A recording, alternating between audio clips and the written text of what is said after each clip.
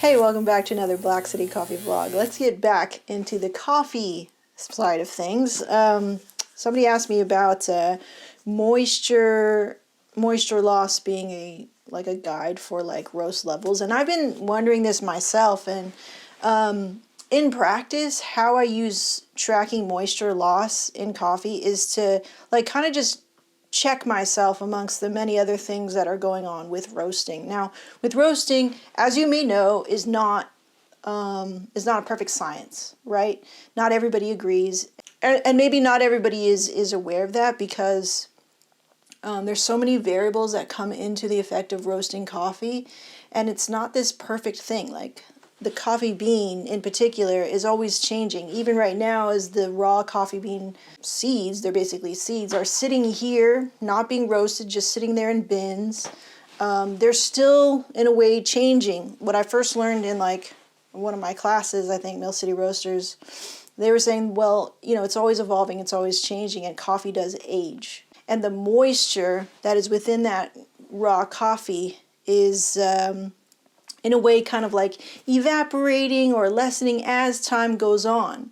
So how much moisture in a coffee from when it was freshly harvested, maybe a year or two from now, is going to be a lot less than when you first got it, just because of age. When you take it to the roaster, roasting it fresh versus roasting it maybe a year or 2 years down the line, the moisture levels are going to be different, even though it's the same coffee and even though it could be the same number in moisture loss. I didn't start measuring moisture loss until I went to my roasting class with Klatch. I use it like the way that they use it, and the way that they use it is another box to check, to double check consistency and quality of the roast. So for example, for a light roast, you know, we may be measuring the initial weight and the end weight and getting a percentage of moisture loss. Okay, so for example, let me take you through one. Vietnam Light. This is what I do, okay? I weigh a full batch, which is about 1,000 grams. Not about, exactly. It's exactly 1,000 grams. I used to be like, oh, it's exactly 1,000 grams, okay? Because you're going to do a moisture loss formula at the end of this. So it needs to be exact, or else your numbers will not be exact. All right. So I got a 360 charge. I go through the whole thing. I drop it. I measure the end weight. The end weight is 878 grams. Okay. Now that is a 12.2 moisture loss. And I'll put the formula down there for you if you're interested. And I was like, okay. And I was going for a light roast. At the same time, when I'm at the roaster, I'm not really worried about moisture loss yet. I'm very present with the roast at the moment. I'm primarily looking at color. Color is going to be the biggest and most reliable, I think, well, not biggest and most reliable, but it's the only way that people can agree in the industry whether or not it's light, medium, or dark, or variances in between of those, or very dark, or whatever it is, based upon the Agtron number. Now, the Agtron is a photospectrometer, I think. It's basically a machine that looks at the color of the coffee when ground, and then says, and compares it to basically it's a lookup table. They go look it up, and then they go look, and it looks like this. I could show you. And I've done it. Like, I've done it at Klatch. So I got to see. And it's a lot of coffee that they grind. But they'll go, and the machine itself, the photospectrometer, Agtron meter, whatever, it'll look at the color of the coffee, the ground coffee, on a plate. It's like a plate. And then it looks like a microwave. And you put in there, will analyze the color, and then tell you back what color or what level that is. Oh, it's 25, that's quite dark. And you go look it up, what does 25 mean? It's 85, that's light, or whatever. Yeah. So that's the only way that you can really, I think, right now, be pretty spot on or pretty accurate with saying this is for sure light, medium, dark, etc., because of the Agtron number or score. I don't know what they call it. I have no idea, because this machine and this method of checking the color of the roast is like crazy expensive, like thousands and thousands of dollars.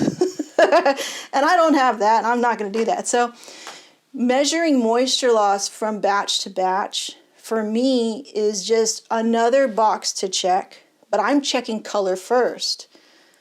The fact that I measure the moisture loss is just, again, another box for me to check in terms of quality control and making sure that what I usually deem as light, because first I check the box for sight and then smell and then moisture loss. That's how I check at the roaster, right? And then I still, if I was unsure, I would need to cup it, right? Because maybe I'm like, all right, this looks a little darker than what my moisture loss is giving me, so it's setting off little alarms and red flags. I'm like, I better cup it. I better make sure, like, what is it, right? And sometimes I've had to go and do that just to make sure what I'm saying is true. Additionally to that, to this information here, like, I got a loss of 12.2%. I don't know if I said that. I'm like, cool. To me, in my findings, that 12.2% lines up with, because I've already cupped this coffee, being a light roasted coffee. I deem that as light. Now, other people, the problem here too is, like, in the industry, some people will call their definition of light, medium, dark can change, can vary a little bit. So we don't all speak the same language when I say light, right? Or when I say medium. Sometimes I'm tasting something and it says medium, and I'm like, this is dark.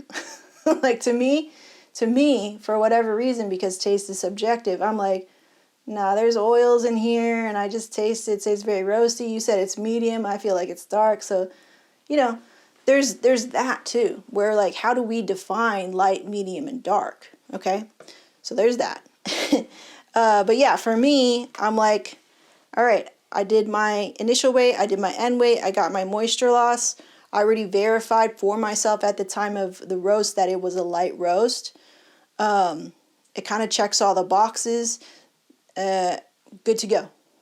Let's ship it, right? So that's how I would look at using moisture loss in terms of, like, as a tool to help you make sure that you have consistency in between your roast, or that your light is light, your medium is medium, your dark is dark, right? So now I think the follow-up question now would be, so what moisture loss percentages or ranges constitute light, medium, dark? So for me, I'm still messing with it. I still am, like, trying to just going through the motions of, like, okay, like, this is changing. We talked about aging coffee. This Vietnam is particularly older than a lot of these other coffees that I have. Okay, so now that I'm aware of this age in the coffee, I'm going to be mindful of, I might need to roast it a little longer or not. I might need to roast it a little bit differently based on its age, so that it still tastes great, right? It's still doing what it needs to do as a coffee on the menu. But there's a couple of things that I need to be aware of when I'm roasting an aged coffee or an older coffee, okay? So one of those things is, we talked about an older coffee being, not so moisturized anymore. It doesn't, so it has a less amount of moisture in it just because of age, right? It's evaporating or whatever it's happening. The water activity is changing, which are two different things, I think. So with that being said, you may notice that you're maybe hitting numbers a little bit earlier, because in a sense, an aged coffee is just like an aged person. It's degrading.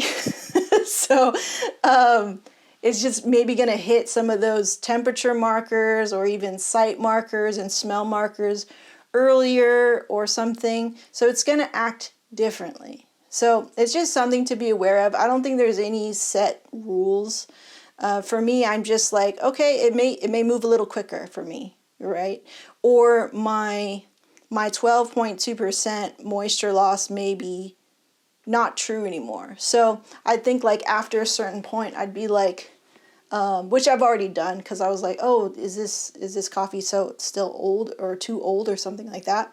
And so I cupped it, and I would cup, and I would just make sure, is it tasting the way I want it to taste, even though the numbers are a little off, okay? So just know that the numbers that I share with you today are just, they're really just little blips of like little things that I've seen so far, but they're definitely not laws. Nothing what I say is law. You really have to go out there and find out for yourself, but I do love to share what I'm documenting here on my end, okay? For me, like light roasts get to the point. For me, light roasts kind of sit in the range of like 11 to sometimes 13%. That's like, and that's depending on the coffee.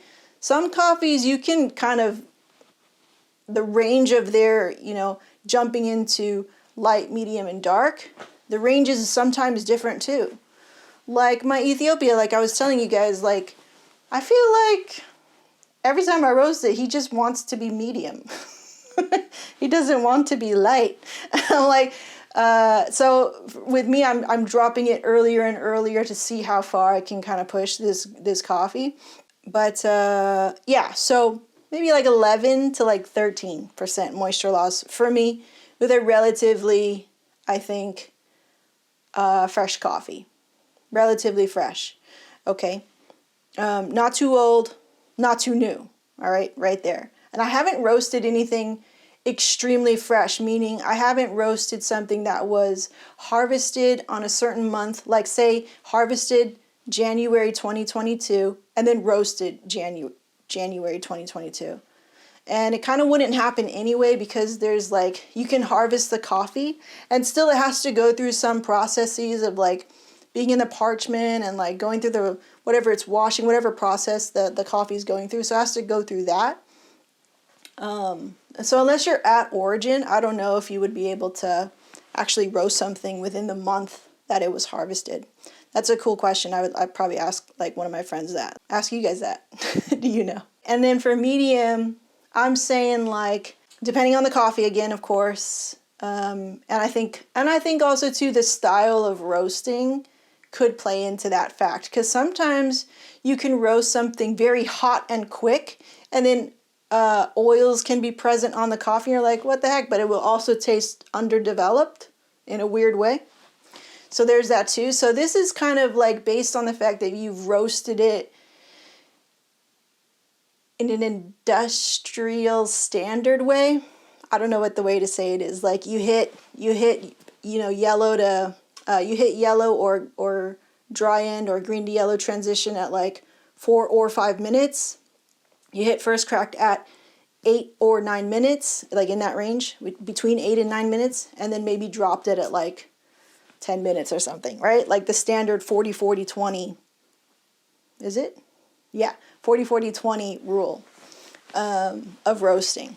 So based upon that, okay?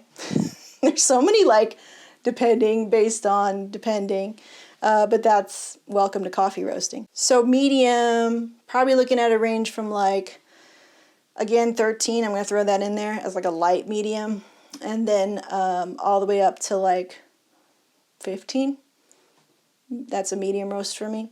And then 15 plus to maybe like 15, 16, 17. I would call that dark for me. That's pretty dark. And then beyond that, I think you're going carbon, things like that. And that's just been my experience. I don't have a lot of experience, and I've only been measuring moisture loss and using it as a tool to help me stay consistent within the last like 6 months or so. Not even. Has it even been 6 months? No, right? It's been a couple of months. So, that's my take. That's my very, novice experience and take on it.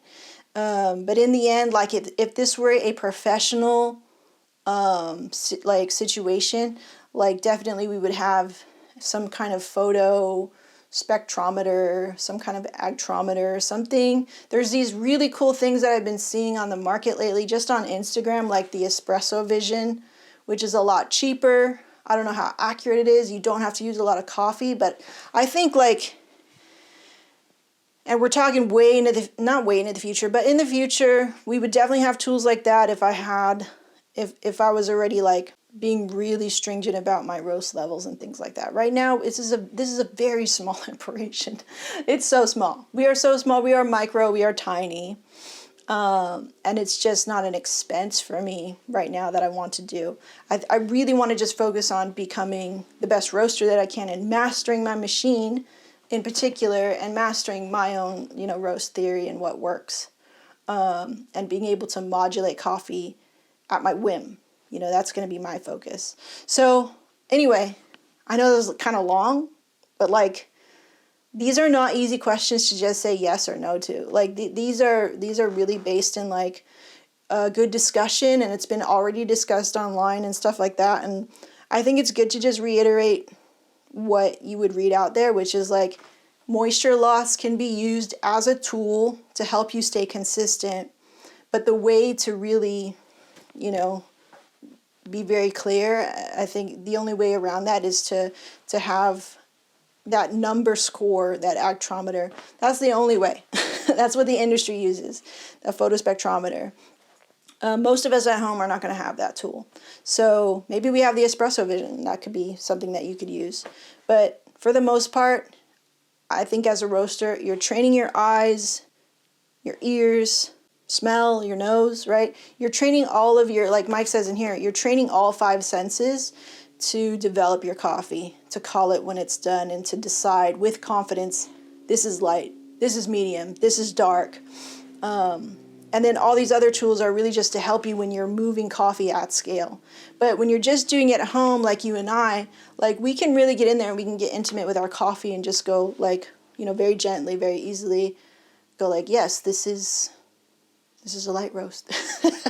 Or let me take notes and see if it is a light roast, and let me cup it and make sure, and let me see. Like, we can take our time with it. We have the luxury of that for the most part. Me, not so much anymore. It's kind of getting a little harder to be luxurious about this whole endeavor. But yeah, for the most part, we can kind of take our time and figure it out and see what's true for us as a light, medium, and dark. Okay? All right. I didn't know I was going to say this much, but hey, good things. I hope that helps. And I will see you in the next one. I have some cool videos coming up. Some of you guys are starting to send me like coffee to cup that I could cup here on camera and share with you. And just want to let you know that you could send me stuff like that to my P.O. box in the address and below in the description of this video. I think, yes. And I'll forward it to myself here at my home, and then we could cup it and discuss it and talk about it here and make content on it. Okay, so good things. We'll see you next time. Bye.